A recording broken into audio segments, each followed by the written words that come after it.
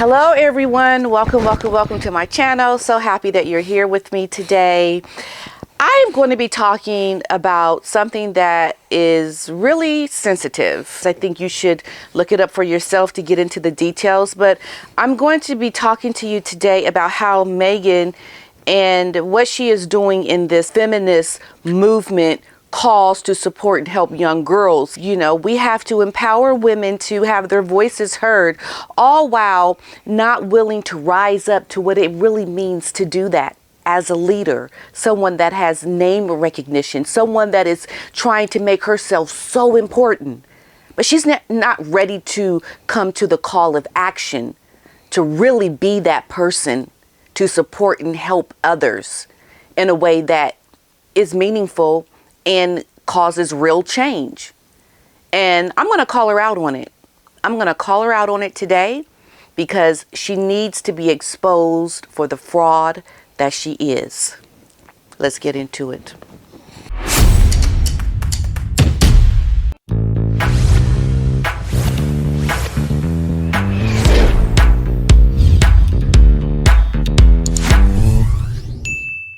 You know, we look at what has happened in movements where there have been leaders that have paid the ultimate price. They've taken their message, they have used their voices to become very known and to bring light to very important causes. It takes a person who is willing to, by any means, say the things that they mean because they're willing to act on it. They're willing to pay the ultimate price because it means that much to them. And what we have with what Meghan has done on the back of Harry, on her trying to become this very powerful person with this handbag to help bring her voice recognition, to bring her name recognition, she's using it and then tacking on, I want to empower women and girls. I want to do all these important things to help those that don't have a voice. I want to give them a voice. And she wants to do it while making her outfit changes and prancing around in this superficial, I'm part Nigerian, and doing all these superficial, meaningless things. But behind it, the voice, the things that she is really trying to do is hollow. There's no real action behind it. There's no real, I'm willing to really make a change and be the voice for those who need to have a voice like mine heard. And the perfect example is from this trip to Nigeria. What has she really done? You need to do these things, and I'm here to empower you to do the important things that have to be done in the world because you're women, and I want to be your voice. I want you to hear me speak powerful words to help you take action. Not me, but you take action.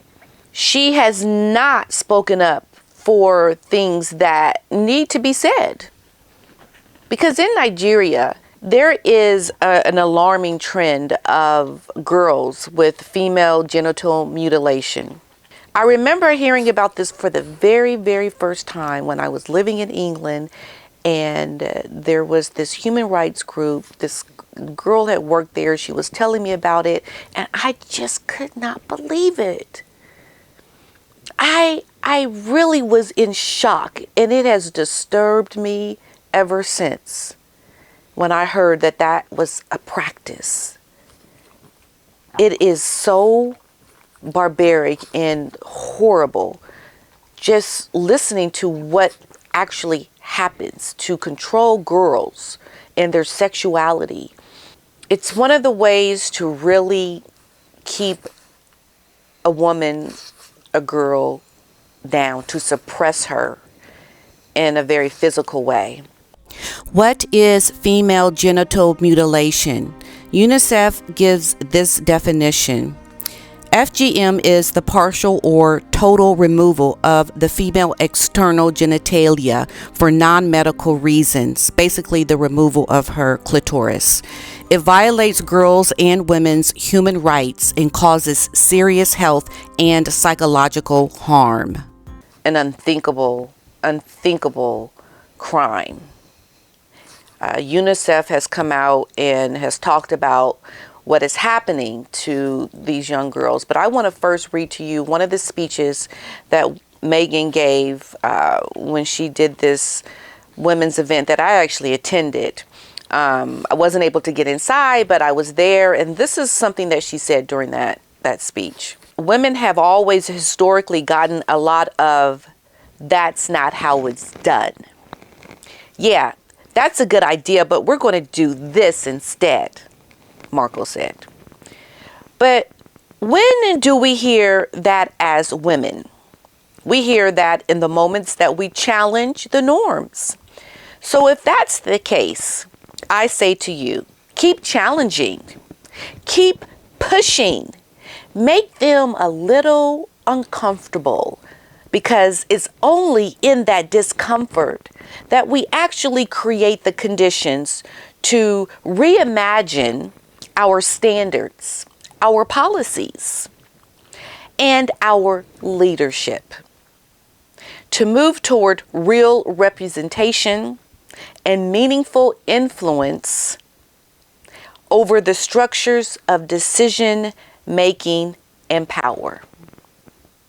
So we can see Meghan is telling girls that you have to do these things that make you uncomfortable. You have to go to these places where you don't feel like you should say anything, but you should say something. We need to empower you to be heard. People need to be encouraged to listen to you. Why is Meghan not putting herself in the position with the voice that she has and the power that she has gained by her marriage to Harry and the handbag, to be the voice for women who can't speak up, who can't challenge these powerful men, especially in Nigeria, where female mutilation is on the rise? I'll give you a stat on it, actually. As of February of 2022, UNICEF has warned that female genital mutilation is on the rise among Nigerian girls ages 0 to 14. Rates have risen from 16.9% in 2013 to 19.2% in 2018. It is a worrying trend, according to UNICEF. Meghan Markle, if you want to put your hollow words to real meaning and to really do something, you would put your voice behind a horrible trend that is happening in Nigeria to help these young girls who are yet to be circumcised. And you need to put your words behind things that are not going to make you comfortable to do, because you, Meghan Markle, have the voice to do that. The young girls don't have the power to stop it. Well, you have the voice to bring attention to it, but you won't do it because you're prancing around in Nigeria with your half-nakedness and your hollow words on support of young girls and your quotes around my 43% DNA is more meaningful to you than making real change through your leadership. And this is what happens when you decide to be a rogue, when you decide to go off onto your own, to do something on your own without the institution that has been there to build these alliances with other countries. You broke off from that, and now you're all alone with your husband trying to build it yourself. But you yourself are just you want people to just look at you, just like how pretty you are, and I'm changing my outfit, and you can buy this outfit right here on this website, and then try to make yourself sound like I'm speaking words of wisdom and feminism and be empowered and bold to go do the things to change the world. But are you really trying to change and do things in a country that you could have done something meaningful?